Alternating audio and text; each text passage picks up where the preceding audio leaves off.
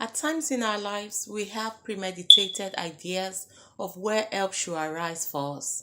We think of our well placed uncles, our aunties, or family friends that are influential.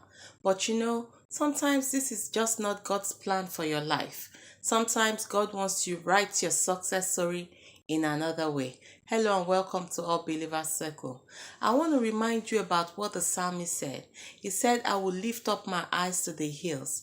The psalmist had an idea of who should help him or where he needed to look up to.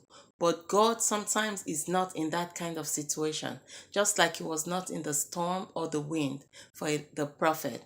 It was in the still small voice. Today I want to talk to you about how help can arise for you, different from the path you are thinking of. Look, there are times when God gave us so many examples in the Bible.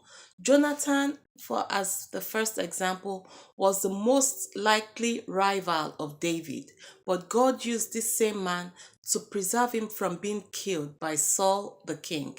Jonathan was supposed to be the king after Saul, and Saul wanted to kill him.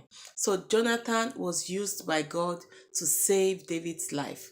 Moses was supposed to be killed by the servants of Pharaoh because the king Pharaoh himself had ordered that all male children of Israelites be killed.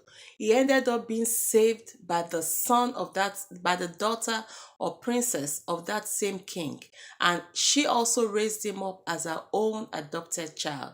Also, we read about a little boy's lunch feeding 5,000 men, not counting the women and the children.